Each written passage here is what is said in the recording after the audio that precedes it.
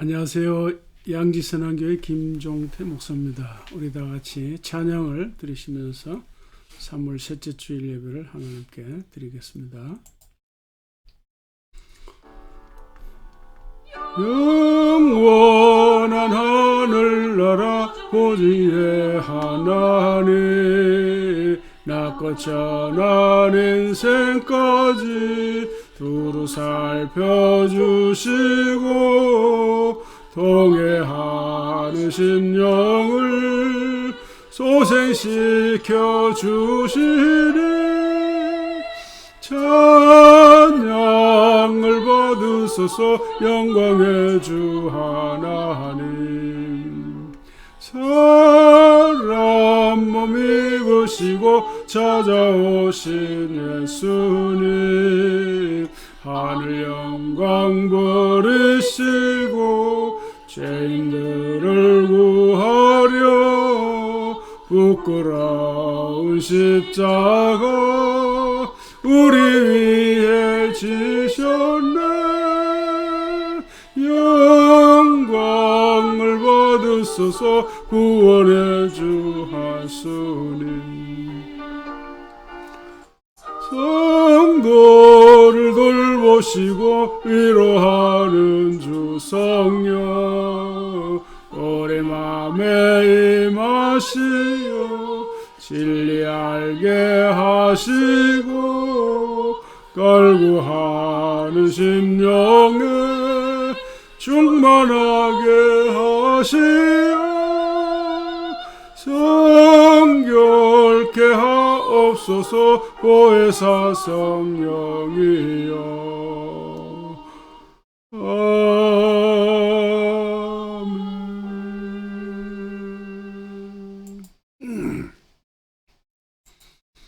아멘. 오늘 오후 3시에 전자명함 만들어 활용하는 이 방법에 대한 강의가 있습니다. 혹시 원하시는 분은 연락 주시면 되겠습니다. 잠시 한번 기도하겠습니다. 하나님 아버지, 오늘도 우리가 주님 앞에 나아갑니다. 하나님께서 우리 예배 중에 성령으로 충만히 임하셔서 우리 각자 주님을 온전히 예배할 수 있는 시간 되게 하여 주시옵소서. 하나님, 우리가 섬기는 귀한 선교사님들, 오늘도 어디에서 사역하시든지 어디에서 주님을 예배하든지 있는 곳 처소에서 주의 영이 함께 하시고 저들에게 건강을 주시옵고 주의 성령으로 충만케 하셔서 주님 주신 사명을 신실히 감당하도록 도와주시기 원합니다. 하나님 아버지, 우리의 나라 우리 민족을 주여 긍휼히 여겨주시고 아버지 하나님, 서로 진보와 이 보수간 극심한 이 대립 갈등을 주님께서 다스려 주시옵시고 한민족 하나가 되어 미래로 향해 나갈 수 있는 지혜로운 국민들 되게 하시고 새로 수립된 정권도 주님께서 다스려 주셔서 정직하고 진실하게 나라를 다스릴 수 있는 지도자들이 되게 하여 주시옵소서. 하나님 아버지, 속히 코로나도 주님 물러가기 원합니다. 또 러시아와 우크라이나 간의 이 전쟁도 주님 다스려 주셔서 속히 끝내도록 주님께서 은혜 주시기 원합니다. 하나님 아버지, 또 우리 사랑하는 교우들, 가족들 오늘도 어디에 있든지 주님께서 함께 하시고 예배 중에 주님을 만나는 복을 허락하여 주시옵소서. 감사하며 예수님의 이름으로 기도하옵나이다. 아멘. 하나님 하늘에 계시니 온천하 만민 주 앞에 찬송하는 이 천지 만물도 주 앞에 엎드려 거룩하신 이름을 늘 높이는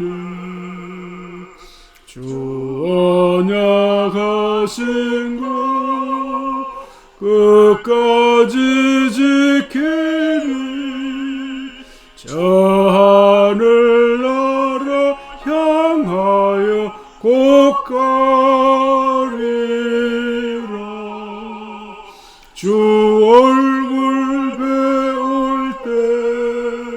내 마음이 기쁘고 영원히 주의 영광을 찬양하리.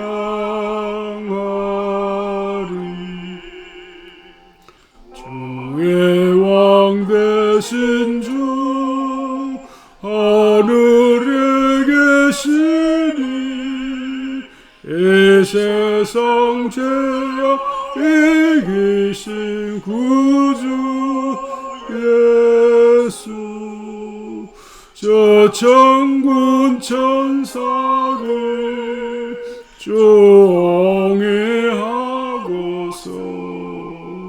무성도 함께 영원히 늘 섬기는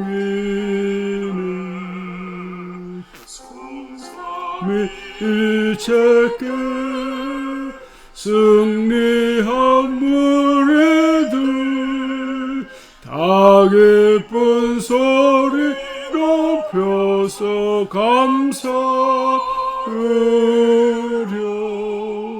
창조주 하나님 내 주님 되시니 주 앞에 나도 엎드려 경배하네.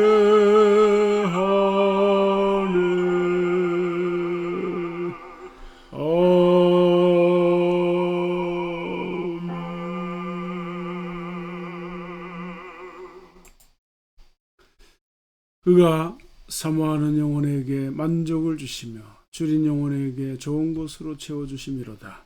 사람의 감과 사망의 그늘에 앉으며 공고와 쇠사슬에 놓이면 하나님의 말씀을 거역하며 지존자의 뜻을 멸시함이라.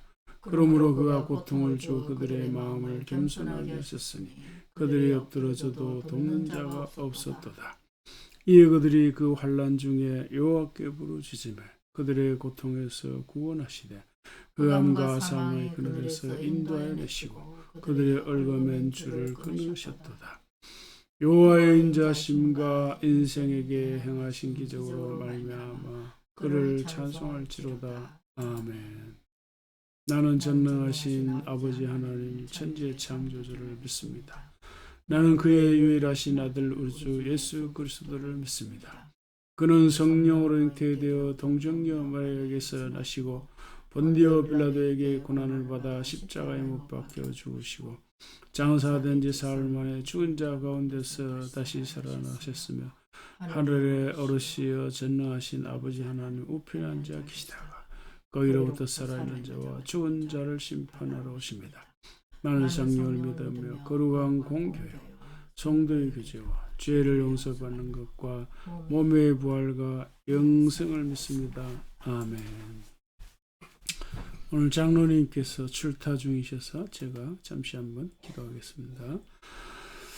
살아계신 주 하나님, 이 시간은 우리가 주의 생명의 말씀을 듣는 시간입니다.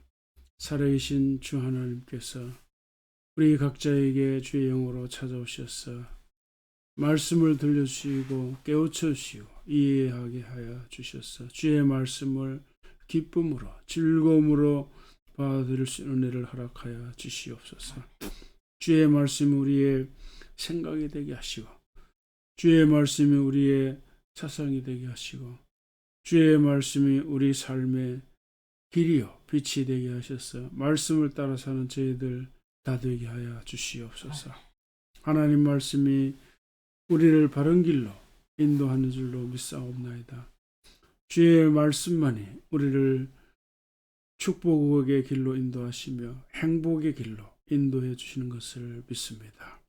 하나님 주의 말씀을 풍성히 바르게 깨달아 주의 말씀을 중심으로 우리의 가치관과 인생의 비전과 삶의 방향이 결정되도록 선히 인도해 주시기 원합니다.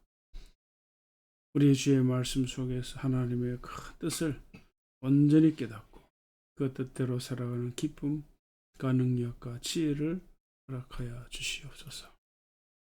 장로님 출타 중에 사모님 안전하게 인도해 주시기를 원하오며 예수님의 이름으로 기도하옵나이다. 아멘. 자, 오늘 요한복음 6장 1절 이하입니다. 교독을 하시겠습니다. 그 후에 예수께서 디베랴의 갈릴리 바다 건너편으로 가시매 큰 무리가 따르니 이는 병자들에게 행하시는 표적을 보았습니다. 예수께서 산에 오르사 제자들과 함께 거기 앉으시니 마침 유대인의 명절인 유월절이 가까운지라. 예수께서 눈을 들어 큰 무리가 자기에게로 오는 것을 보시고 빌립에게 이르시되 우리가 어디서 떡을 사서 이 사람들을 모이겠느냐 하시니 이렇게 말씀하시면 친히 어떻게 하실지를 아시고 빌립을 시험하고자 하십니다. 빌립이 대답하되 각 사람으로 조금씩 받게 할지라도 200데나리온의 떡이 부족하리이다. 제자 중 하나 곧 시몬 베드로의 형제 안드레가 예수께 여짜오되 여기 한 나이가 있어 보리떡 5개와 물고기 2마리를 가지고 왔나이다. 그러나 이것이 이 많은 사람에게 얼마나 되겠사옵나이까. 예수께서 이르시되 이 사람들과 함께하라. 그곳이 산지가 많은지라 사람들이 앉으니 수가 5,000쯤 되더라. 예수께서 떡을 가져 축사하신 후에 앉아있는 자들에게 나눠주시고 물고기도 그렇게 그들의 원대로 주시리라. 그들이 배부르니 예수께서 여자들에게 이르시되 남은 조각을 거두고 버리는 것이 없게 하라 하시므로 이에 그들이 보리떡 5개로 먹고 남은 조각이 12바구니에 찼더라. 그 사람들이 예수께서 행하신 표적을 보고 말하되 이는 참으로 세상에 오실 그 선지자라 하더라. 다 같이요.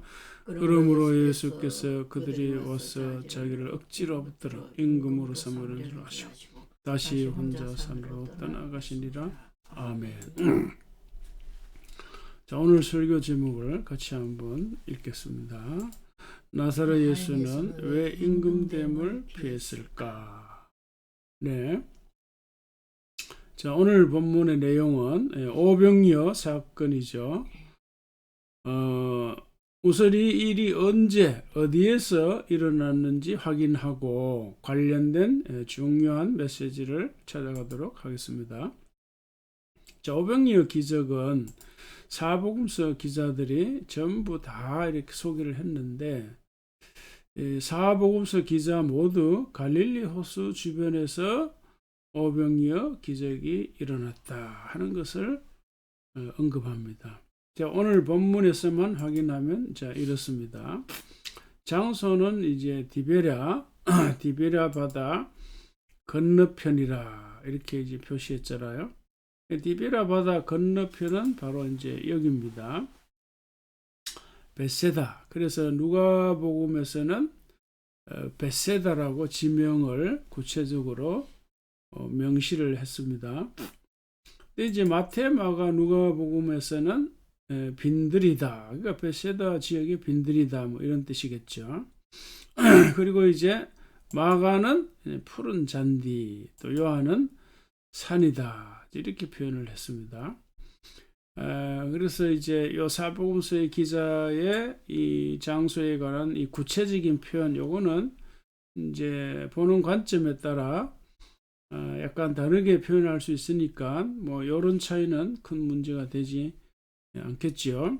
중요한 거는 이제 갈릴리 호수 주변에 있는 이 벳세다 여기에서 오병이어 기적이 행해졌다. 이렇게 기억하시면 좋겠습니다. 자, 그 다음에는 이 기적이 언제 행해졌을까 하는 건데 오늘 본문 4절에는 그 유대인의 명절인 유월절이 가까운지라. 자, 이런 걸 보면 6월절 때죠. 6월절. 그래서 도표로 이제 확인해 보면 자, 이렇습니다.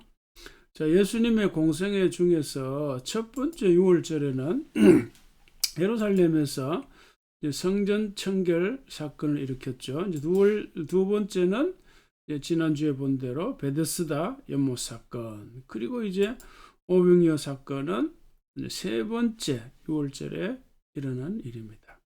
자, 그러니까 이 두 사건은 어디였어요? 예루살렘에서. 그리고 오병이어는 이 갈릴리 지역에서 일어났다 하는 걸 우리가 확인할 수가 있습니다. 이제 그러니까 자, 예수님은 이 하나님 나라 운동의 거점을 이 갈릴리에 두시고 유대 지방을 왕래하시는 거죠. 유대 지방, 예루살렘이죠. 자, 이 두 지역을 왔다 갔다 하시면서 사역을 하셨는데, 이 세 번째 유월절에는 예루살렘에 올라가지 않고 어디에서요? 이 갈릴리에서 오병이어 기적을 행하셨다. 이렇게 정리하시면 되는 거죠. 자, 그럼 유월절인데 그래서 왜 예루살렘에 올라가지 않으셨을까? 이런 의문이 자연스럽게 생기겠죠. 왜 올라가지 않았을까요? 그거는 예수님의 공생의 바탕에 깔려 있는 그 대립구도, 긴장과 갈등의 대립구도, 이걸 생각하면 쉽게 이해할 수가 있습니다. 우리 성전 청결 사건과 이 베데스다 연못 사건을 통해서 다 확인했죠. 예수님과 유대 당국자들 사이의 긴장과 갈등, 대립이 최고조로 고조 상태다. 그러니까 이제 왜 그래요? 유대인들이 예수를 죽이려고 했으니까. 자, 그래서 소극적으로 말하면 그들의 감시와 체포를 한번 좀 피해보자, 이런 생각이 있지 않았을까? 이제 추정하는 거 추정. 근데 적극적으로 말하면 뭘까요? 아마도 숨고르기 상황으로 들어가지 않았을까? 왜 그럴까요? 예수님의 공생의 기간에 6월절을 4차례 맞이하는데 이제 마지막 4번째 6월절을 남겨두고 있는 거예요. 근데 이제 4번째 6월절은 결과적으로 보면 어떻게 해요? 십자가에 죽는 거잖아요. 그러니까 6월절에 어린 양으로 죽는 거예요. 그러니까 이제 마지막 예루살렘 여행이 남았는데 이제 올라가면 십자가에 죽으시니까 아마도 이제 그 타이밍을 맞추기 위해서 숨 고르기로 들어가지 않았을까. 오늘 짐작할 수 있는 거죠. 뭐 예수님 마음에 있는 거니까 우리가 뭐 딱히 이제 이거다 말하기는 어렵지만 우리가 전체 이 사복음서 흐름을 따라서 보면 그 전체 흐름 속에서 얼마든지 추정할 수 있는 거죠. 자, 그러니까 왜 그런가 하면 이제 예수님의 이 발걸음이나 이 신약 성경 전체 이 그 내용들을 보면 구약도 그렇고 그 하나님의 때가 있어요. 그 시와 때가 굉장히 중요하거든요. 다시 말해서 예수님은 6월절에 어린 양으로 죽으시니까. 그러니까 정리하면 어떻게 돼요? 이제 마지막 사역, 클라이막스 사역이 남아있는 거예요. 그 다음이나 이제 그 다음 주 보면 아시겠지만은 예수님의 사역이 지금 정점에 올라가는 거예요. 또 다른 말로 하면 유대 당국자들과의 긴장과 대립, 충돌과 갈등 사이에서 일어나는 그 최고의 사역, 그 클라이막스의 사역이 이제 마지막 6월절에 일어나는 거거든요. 자, 그래서 이런 것들을 우리 고려할 적에 예수님이 세 번째 6월절에는 안 올라가지 않았을까. 그러면서도 이제 오병이어 기적을 행하셨는데 오병이어 사건이 영적으로 너무 중요하죠. 그 핵심은 이제 빵인데 빵. 이제 기적 자체도 놀라운 일이지만 그러나 우리는 성경의 메시지대로 뭘 봐야 돼요? 표적은 사인. 그러니까 이런 기적이 어떤 사인, 어떤 의미가 있는가? 그걸 우리가 봐야 되죠. 그래서 그 의미는 이제 요한복음 6장에 이후에 자세히 잘 나오니까 이제 오늘은 그 메시지를 찾는 게 아니에요. 이제 전체 흐름 속에서 예수님께서 왜 임금됨을 피했을까? 그러니까 하나님 나라 관점에서 그걸 푸는 거죠. 자, 그렇다면 이제 오늘 이제 설교 제목이 좀 더 잘 이해할 수 있을 거예요. 자, 나사렛 예수는 왜 임금됨을 피하셨을까? 그러니까 피한 이유. 자, 예수는 오병이어 기적으로 5,000명의 굶주린 군중들을 모이고도 남은 빵 조각이 12바구니에 가득 찼다. 근데 이걸 보고 군중들이 놀라죠. 놀라는 정도가 아니라 이 사람은 참으로 세상에 오실 그 선지자라.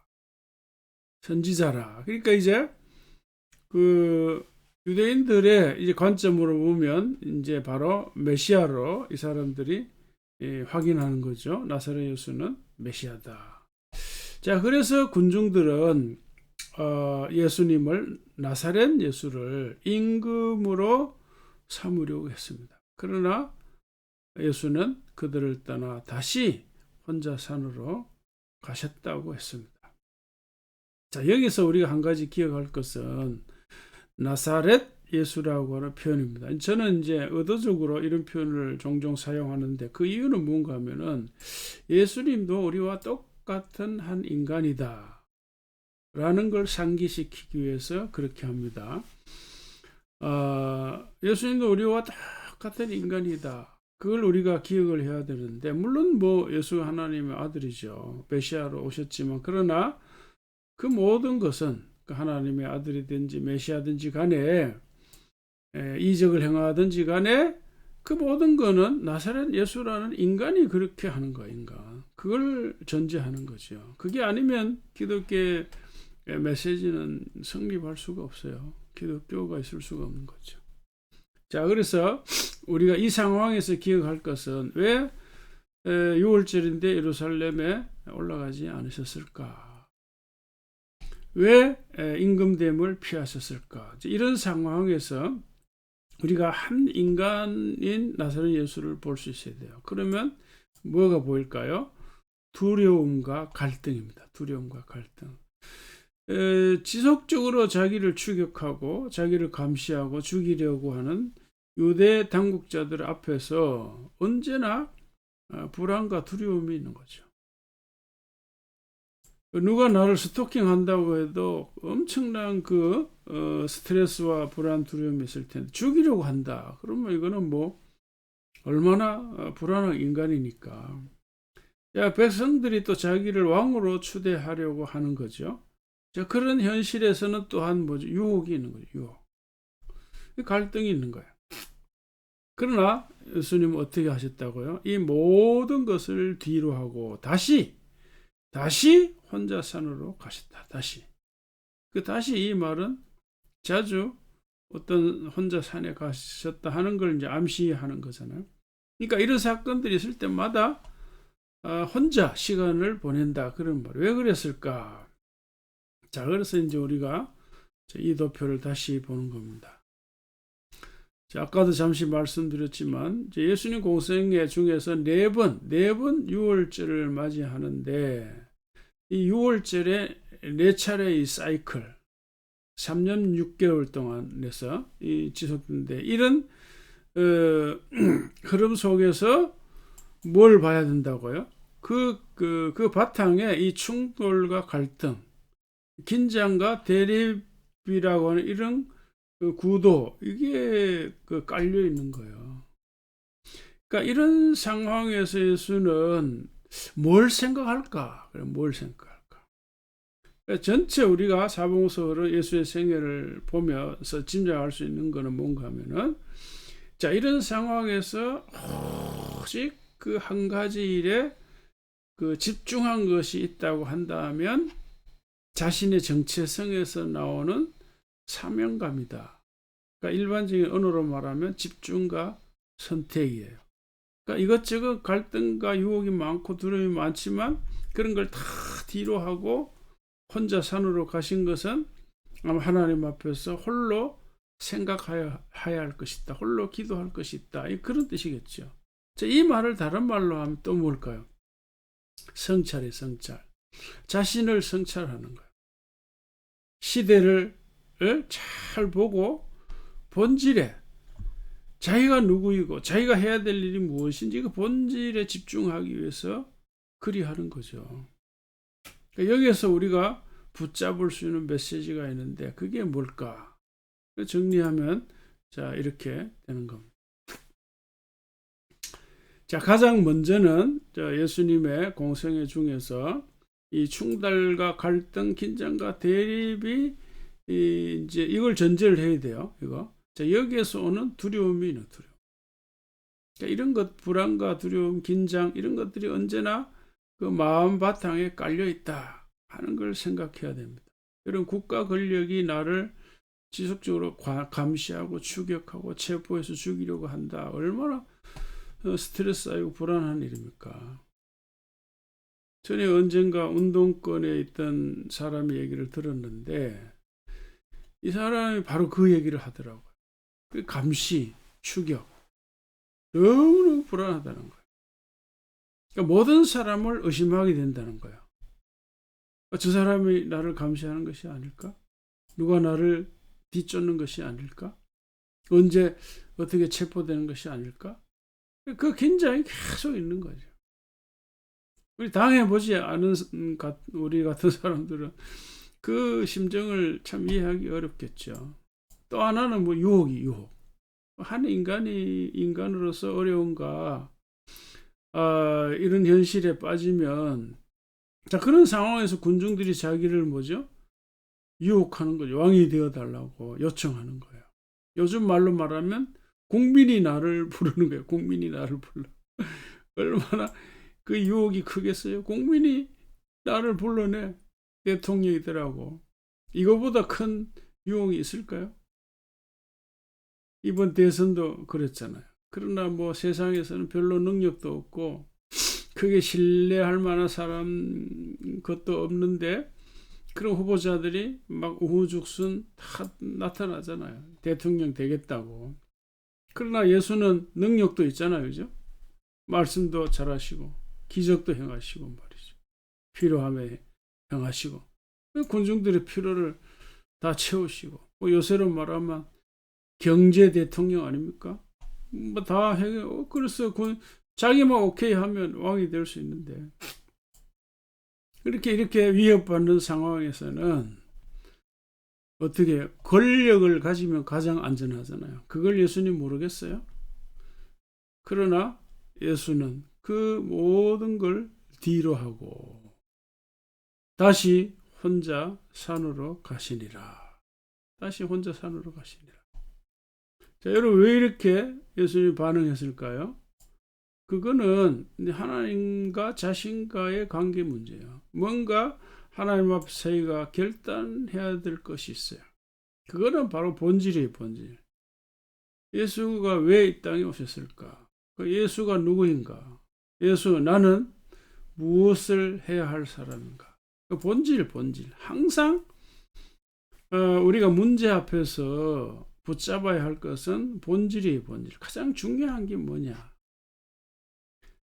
예수는 그래서 자신을 하나님과 동일시했잖아요. 그 메시아라는 거죠. 그 메시아로서의 정체성과 본질이 뭐냐? 그걸 생각해야 될 거 아니에요. 구약시대 예언자들이 예언한 메시아의 역할, 메시아의 할 일이 뭔가?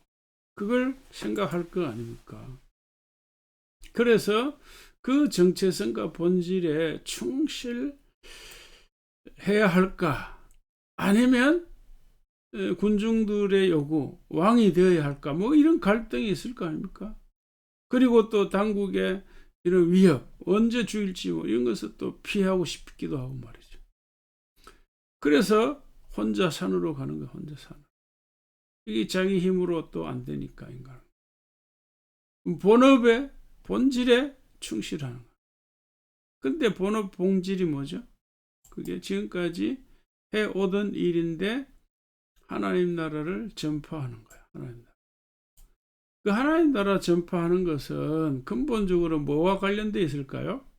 자기가 누구인가를 알리는 거예요. 왜요? 자기가 하나님 나라를 선포했고 하나님 나라의 왕이 자신이니까. 이거는 뗄 수가 없어요. 그러니까 예수의 하나님 나라 운동은 이렇게 연결되어 있는 겁니다. 그래서 자기가 누구인가를 말한 거죠. 자기는 하나님 아들이다. 난 하나님과 동일하다. 핵심은 그거잖아요. 메시아다. 그러니까 그런 걸 주장하다가 결국 유대인들에게 이놈 잡아 죽여야 되겠다. 신성모독죄로 체포해서 신성모독죄로 그 산헤드린 그 회의에서 또 재판에서 정죄된 이유잖아요. 그래서 십자가 죽은 거잖아요. 다시 말하면 본질과 사명에 충실하다가 죽은 거예요. 본질과 사명에 충실하다가. 그러니까 그런 문제로 고민이 되어서 혼자 산으로 가셨다 할 수 있는 거죠. 그러니까 모든 두려움과 유혹을 뒤로하고 혼자 다시 산으로 가신 것은 6월절에 죽겠다. 6월절에 하나님의 어린 양으로 십자가에 죽겠다. 라고 말하기보다는 그런 거는 제가 생각해 결과로 봐야 돼. 결과로. 그렇게 그런 관점도 부인할 수는 없겠지만 그러나 그거보다는 오히려 우리가 아주 이성적으로 합리적으로 생각할 수 있는 것은 뭘까요? 본질에 본업에 충실하다가 하나님의 때에 그렇게 하나님의 방법으로 하나님의 섭리에 따라 십자가에 어린 양으로 죽으신 거다. 이렇게 우리가 연결해야 될 겁니다.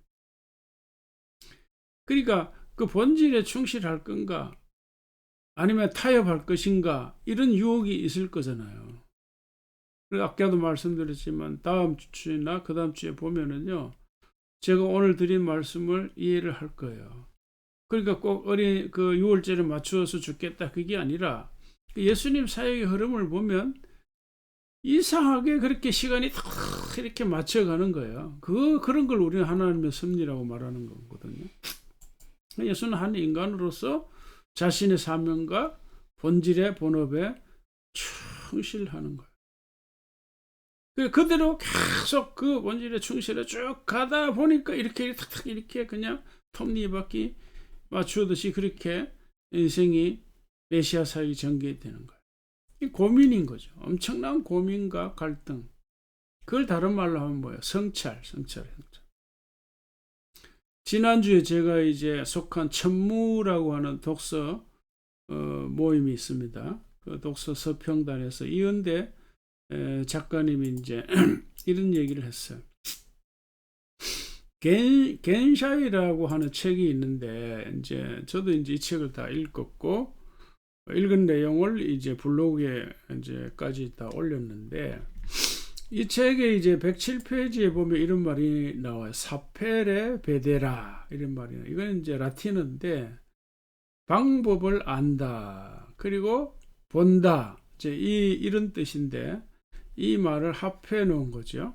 연결해 놓은 것 뜻은 보는 법을 알아야 한다 이런 거예요. 보는 법을 알아야 된다. 그래서 이제 레오나르도 다빈치가 이제 이 말을 좌우명으로 삼았대요. 그러니까 이현대 작가는 이제 이거를 인용하면서 작가에게는 세 가지 찰이 필요하다. 세 가지 찰. 그 찰이 관찰, 성찰, 통찰입니다. 이 관찰이 뭘까요? 관찰이라고 하는 것은 있는 그대로 보는 거잖아요. 과학자들이 이런 걸 잘 하죠. 그러니까 사실을 보는 거예요. 근데 과학자들은 있는 그대로 그 객관적인 사실을 보는 건데 우리가 일반적으로 이런 말을 많이 쓰죠. 팩트. 그러니까 팩트가 중요하다. 그 팩트에 근거해서 올바른 해석을 할 줄 알아야 된다. 이런 뜻이에요. 관찰이 그렇게 중요한 거죠. 근데 팩트가 틀리면 말하자면 거짓말을 한다라든지 속인다. 그러면 그만 더 이상 상대를 할 수가 없는 거잖아요. 그죠? 그래서 팩트가 중요하고 관찰이 그래서 중요한 거예요. 관찰이. 있는 그대로 볼 줄 알아야 되고 그 사실에 근거해서 인간관계가 이루어져야 된다. 그 말이에요. 그 다음에 중요한 성찰인데 성찰은 자기 안을 들여다보는 거죠. 자기 내면을 들여다보는 거예요. 내면에 어떤 찌꺼기나 야망이 있지 않을까. 양심을 속이는 것이 아닐까. 순수함과 순전함이 있을까? 그러니까 자기를 돌아보는 거예요. 그 다음에 마지막 통찰은 통찰이 뭘? 통찰은 시대와 역사의 흐름을 꿰뚫어 볼 줄 아는 눈이에요. 그러니까 이거는 시대와 현실과 이해 관계를 넘어서는 거예요. 그래서 구름 너머를 봐야 한다 이런 말이 있잖아요. 구름 너머를 봐야 된다. 근데 중요한 것은 작가만이 아니라 작가에게만 이 삼찰이 필요한 것이 아니라 우리 모두에게 이 삼찰의 눈이 필요한 거예요. 특히 믿는 사람에게. 왜 그럴까요? 이 믿음 생활의 기반이 바로 이 삼찰입니다. 삼찰. 그래서 예수님이 당시 바리새인들에게 그런 말을 했죠. 뭐라고요? 너희가 아침에 하늘이 붉고 흐리면 오늘 날이 굳겠다. 이러면서 하루 날씨를 분별할 줄 아는데 시대의 표적은 왜 분별하지 못하나? 시대 표적이 뭘? 그러니까 도대체 이 시대가 어떤 시대라고 하는 거 뭔가 사인을 하나님 주셨다는 그 사인이 뭐죠? 바로 나사렛 예수가 와서 기적을 해요. 기적이 표적이거든요. 표적은 사인. 그 사인이 뭐예요? 우리가 교통 표지판을 사인이라고 그러잖아요. 이쪽으로 가시오. 이쪽으로 가면 부산으로 갑니다. 광주로 갑니다. 사인보드. 예수님께서 기적을 해요. 기적의 의미가 뭐라고요? 예수가 하나님의 아들이고 하나님 나라가 이 땅에 시작이 되었다. 예수님 그랬잖아요. 내가 하나님의 성령으로 귀신을 쫓아내었으면 하나님 나라가 이미 너에게 임했다라고 이 표적의 의미를 설명한 거예요. 자, 그러니까 예수님은 그 당시에 이 바리새인들을 보고 질타한 것이 왜 지금 메시아 시대다. 지금 이미 구약에서 예언한 하나님 나라가 시작된 거다. 왜 그걸 너희가 분간하지 못하느냐. 그렇게 지적을 한 거죠. 통찰력이 왜 없냐 이런 얘기잖아요. 그러니까 시대를 넘어서 우리가 살아가는 이 상황을 넘어서 볼 줄 알아야 된다. 우리 믿는 사람들이. 근데 중요한 거는 이런 삼찰을 어떻게 유지할 수 있는가? 그건 바로 저는 나사렛 예수의 모델을 따르는 거다. 이렇게 생각합니다. 예수의 모델이 뭘까요? 처음에는 이 충돌과 갈등, 긴장과 대립이라고 하는 이런 상황, 혼란스러운 상황이에요. 자, 무슨 말인가 하면 우리도 말이죠. 예수님처럼 이와 같은 그 아주 긴장이 고조되는 이런 삶이 계속되는 건 아니지만 우리가 살아가는 삶의 현실이라고 하는 것이 그렇게 녹록하지는 않잖아요. 그러니까 특히 지금 코로나로 인해서 정말 살기 힘든 시대입니다. 또 이제 러시아 전쟁을 일으키니까 불안하잖아요. 한반도도 어떻게 되지 않을까 불안하고. 그러니까 우리가 살아가는 삶의 현실은 언제나 이 조용한 게 아니에요. 바람이 불고 막 긴장하고 불안하고 사업이 망하기도 하고 또 죽기도 하고 사고가 나고 막 이런 혼란스러운 상황. 그러니까 이런 상황이라도 특히 이런 상황이기 때문에 더더욱 삼찰이 필요하다. 이런 삼찰이. 이 삼찰이 없으면 우리가 처한 이 삶의 상황을 넘어서 볼 수 있는 힘이 없고 또 이런 상황들을 극복하기가 어렵다. 대단히 어렵다. 이것이 바로 나는 성하대사다. 성경 속에서 말하는 하나님 나라의 대서사. 그러니까 우리가 이 성경을 보면 그 성경 시대에 그것만 하나님 나라 이야기만 보는 것이 아니라 이거 삼찰을 가질 수 있다는 거예요. 삼찰을. 그래서 현실의 상황을 객관적으로 볼 수 있고 바르고 지혜롭게 해석할 수 있고 그래서 이제 관찰을 해야 돼요. 관찰. 도대체 현실의 이 팩트가 무슨 의미가 있는가. 그 다음에는 자기 안을 들여다보는 성찰이 있어야 되고 그 다음 시대와 현실을 관통하고 그걸 넘어서는 세상, 그 하나님의 섭리를 볼 줄 알아야 된다. 그게 하나님의 나라죠. 하나님 나라 관점에서 시대를 볼 줄 알아야 된다. 그러면 어떤 위기 상황도 어려움도 지혜롭게 넘어갈 수 있고 후회 없는 삶을 살 수 있다. 이게 바로 성하대사를 근거로 길하대사의 삶을 이어갈 수 있다. 다시 말하면 성경 속 하나님 나라 대서사 이야기를 우리가 잘 소화하고 그걸 지식적으로 끝내는 것이 아니라 우리 각자가 살아가는 삶의 여행길에서 하나님 나라 이야기를 연결해서 이어서 살아갈 수 있다. 이런 이야기. 이러한 은혜와 복이 넘치시기를 주의 이름으로 축복합니다. 아멘. 하나님 아버지, 주님의 은혜와 사랑을 이 시간도 감사드립니다. 우리가 하나님의 은혜로 우리가 이 땅에 존재하게 되었고, 특별히 주님 십자가의 사랑과 부활의 은총으로 우리 하나님의 자녀로, 하나님 나라의 시민으로 거듭난 존재로 하나님 앞에 우리가 살아가고 있습니다. 우리가 이 땅에서 언제 어디에서 무엇을 하든지 이 하나님의 은혜, 이 근본적이고 본질적인 우리의 존재를 잊지 않게 하여 주시옵소서. 그래서 언제 어디에서 어떤 어려움과 혼란스러움을 만날지라도 내 본질적인 정체성에서 나오는 우리의 역할과 우리의 할 일을 언제나 기억할 수 있게 하셔서 그 본질에 충실하며 살아가는 저희들 되게 하여 주시옵소서.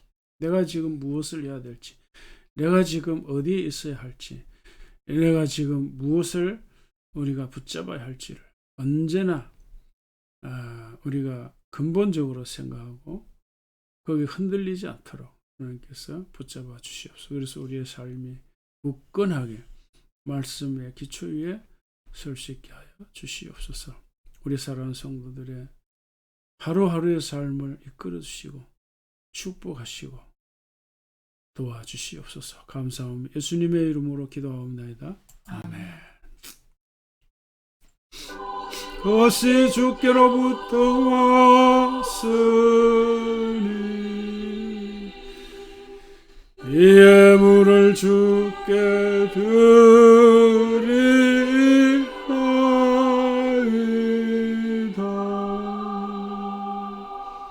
아멘.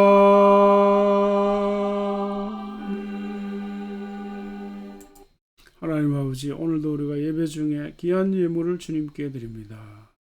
예배 헌금, 또 11조 성경 헌금, 감사 헌금, 이 귀한 예물들 바치는 손길들 모두 좀 축복하여 주시옵시고, 하나님 아버지 건강의 복을 주시옵소서.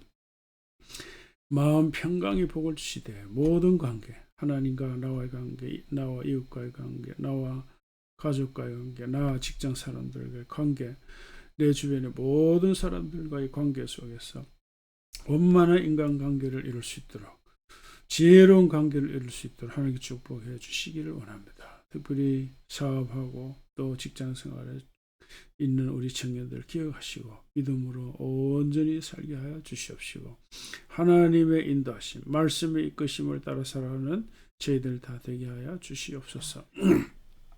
하나님 아버지, 이 예물이 주님의 선하신 뜻에 따라 아름답고 합당하게 쓰여지도록 선히 인도해 주시기를 원하오며 예수님의 이름으로 기도하옵나이다. 아멘.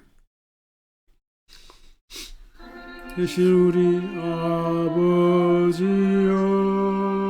이름이 거룩히 여김을 받으시오며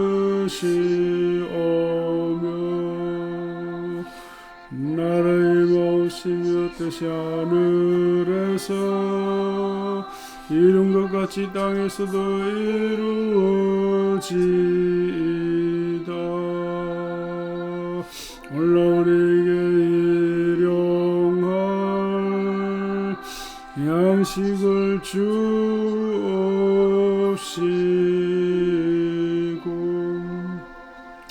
우리가 우리에게 인자를 다하여 준 것 같이 우리를 사하여 주옵시고,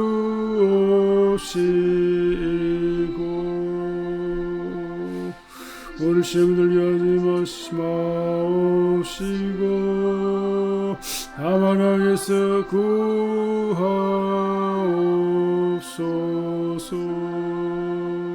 이 나라 원세와 영광이 아버지께 영원히 있사옵나이다. 아멘.